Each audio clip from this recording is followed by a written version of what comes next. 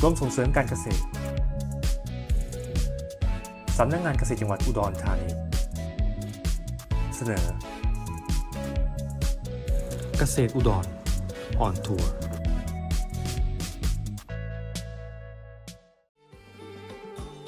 แม่บ้านขวัญใจเกษตรกรเราพร้อมสังวรเรื่องการพัฒนา มันขยัน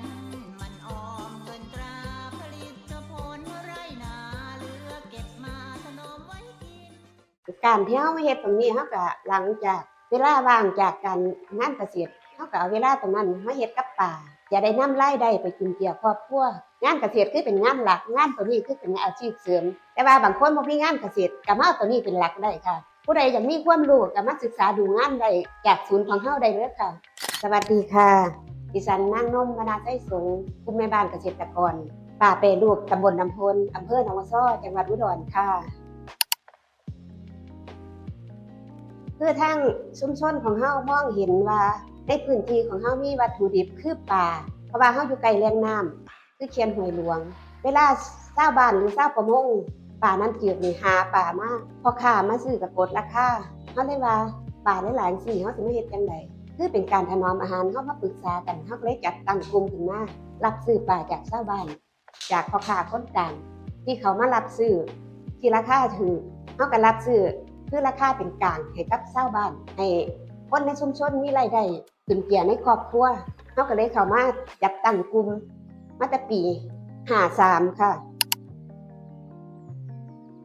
ในการบริหารจัดการกลุ่มก็มีประธานรองประธานเลขาเฮรัญยิกแล้วก็แบ่งงานกันและกรรมการมีหน่วยงานหยังเข้ามาก็มีปฏิคมต้อนรับบริหารจัดการในเรื่อง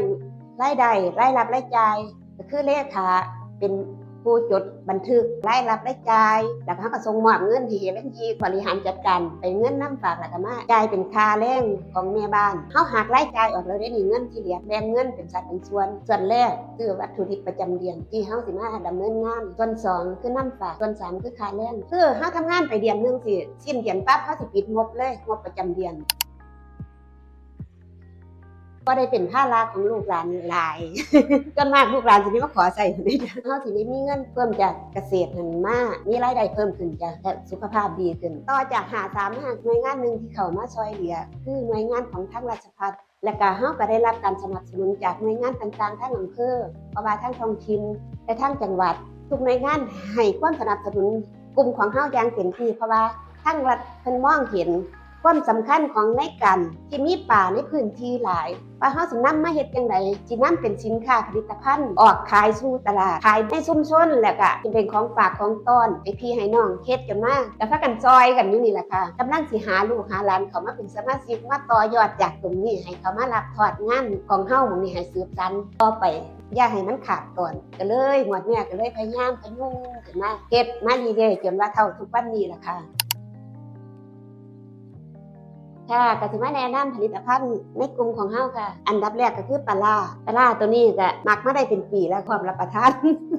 ราคากระปุกนี้100 บาทกิโลกว่าน้ำปลาร้าจากตัวนี้เฮาก็ขายตอนมันหมดแล้วขายเป็นตัวมันหมดแล้วน้ำมันยังเหลือเฮาก็มาดัดแปลงต้มเป็นน้ำปลาร้าต้มสุกขวดละ20 บาทจ้ะอันนี้ส้มไข่ปลากระปุกนี้ครึ่งกิโล80 บาทอันนี้ส้มปลาตะเพียนค่ะพร้อมรับประทานค่ะอันถุงนี้น่ะ120 บาทว่าเฮาขายเป็นกิโลเนี่ยโลละ150แต่ว่าแก้วอันเอาปลาร้านี่ก็มานำเฮ็ดเป็นแก้วบองแต่ว่าผลิตภัณฑ์ท่านได้เฮ็ดกำลังสิเตรียมเฮ็ดใส่ปีใหม่นี่แหละจ้ะ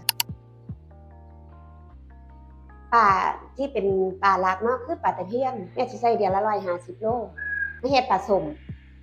ปลาร้านี่เฮาสิซื้อในภายในเดือนเดียวเดือนที่ผ่านมาแม่ซื้อประมาณ200 กว่าโลซื้ออยู่ในเขียนเฮาปลารวมสิมีปลาขาวที่เป็นปลาสูตรปลาหยังรวมกันมาเฮ็ดปลาร้าไว้นี่ปลายี่สบไข่80 โลปลานิ่น50 โลลูกค้าส่วนมากสิเป็นหมอเพราะว่าเพิ่นบ่กินของตลาดเพิ่นว่าเพิ่นมีสารกันบูดอันนี้บ่ได้ใส่สารหยังคือต้มน้ำปลาแดกล้วนๆคือเฮาเน้นความสะอาดความแซ่บความอร่อยคือซื้อผลิตภัณฑ์นี่ล่ะแซ่บเด้อล่ะแซ่บอีหลี มีการการันตีอาหารปลอดภัยจากกรมพัฒนาชุมชนกระทรวงมหาดไทยอยู่เนี่ยค่ะมาตรฐานอย.คือแจ่วบองอร่อยมากและก็ได้รับมาตรฐานด้วยค่ะ ส่วนเหลือจากป่าบ่ว่าเก็ดใส่ปากว่าแล้วเฮารักษาสิ่งแวดล้อมเฮาก็เทใส่ถังไว้แล้วก็เอากากน้ำตาลมาเทใส่เป็นน้ำหมักไปใส่ปลายางใส่สวนเฮาล่ะไปหมุนเวียนเฮ็ดเกษตรอีกบำรุงต้นไม้เฮาทั้งด้านงานสังคมจิตอาสาเนาะค่ะก็มีทั้งหน่วยงานต่างๆมาฝึกอบรมอยู่นี่ก็คือทั้งธกสมาอบรมภาคนี้มาอบรม3 ครั้งเพื่อเพิ่นว่าสิมาศึกษาดูงานเพิ่นก็ให้แม่บ้านเป็นวิทยากรให้ความรู้แก่เกษตรกรเพิ่นได้นำไปประกอบอาชีพด้านจิตอาสาเฮาก็ซอยงานส่วนร่วมในหมู่บ้านแล้วก็ในศูนย์ตรงนี้ก็ท่านใดที่ศึกษาดูงานก็มาได้ค่ะพร้อมที่สิให้ความรู้ทุกท่านที่มาเยี่ยมมาเยียนศูนย์ของเฮาค่ะขอบคุณค่ะแม่บ้านเกษตรกรแปรรูปปลาม่านน้ำข้น